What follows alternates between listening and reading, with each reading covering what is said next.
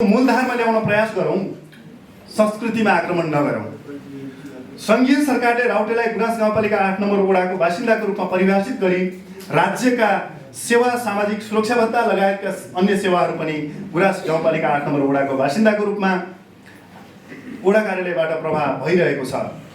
नेपालको संविधानको धारा 56 को उपधारा 5 मा विशेष स्वायत्त क्षेत्र बनाउने कुरा परिकल्पना गरिएको छ, तर नेपालभर त्यस धाराको कार्यान्वयन यो आलेख अथवा यो मैले तयार गर्ने बेलासम्म भएको छैन।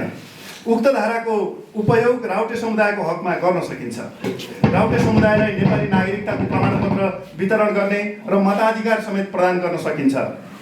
गैर भौगोलिक विशेष वडा जस्तै गुराँस गाउँपालिकाको अहिले 8 वटा वडा छ। गुराँस गाउँपालिका 9 नम्बर वडा राउटे समुदायलाई हामीले गैर भौगोलिक वडाको रूपमा बनाउन सक्छौँ। यसको लागि त्यो घोषणा गर्ने 3 समुदायका 3 जना मुखियाबाट महामुखिया हुने व्यक्ति वडा अध्यक्षको हैसियतमा रहन्छ। अन्य 2 मुखिया वडा सदस्य अथवा गाउँसभा सदस्यको रूपमा जिम्मेवारमा रहने र 1 जना महिलालाई महिला सदस्यको रूपमा जिम्मेवारी प्रदान गर्ने।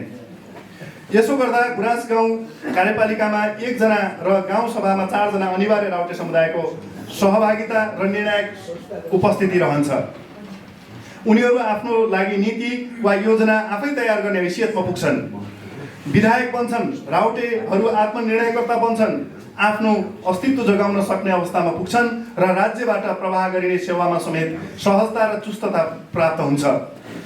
माथि उल्लेख गरिएको धारा प्रयोग गर्न स्थानीय सरकार मात्र सक्षम रहँदैन, यो सङ्घीय सरकारको कार्यक्षेत्रभित्र पर्छ।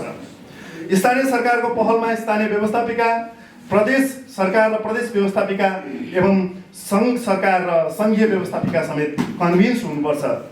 यस्ता विषयतर्फ कसैको ध्यान छैन। उनीहरूको सिप कौशललाई उपयोग गरौँ, उनीहरूले बनाउने कोशी मधुस लगायतका काष्ठकलालाई आधुनिक समाजसँग जोड्ने गरी कार्य गरौँ, सामग्रीको बजारीकरण गरिदिउँ, समुदायमा सचेतनामूलक क्रियाकलाप गरौँ, आय आर्जन गर्न मागेर होइन पौरख गर्नुपर्छ भन्ने धारणा राउटे समुदायको मन मस्तिष्कमा बसालिदिउँ, स्वास्थ्य शिक्षा सुधारबारे अभियान चलाउँ, तर उनीहरूको संस्कार संस्कृति र अस्तित्वमा चोट पुग्ने काम नगरौँ।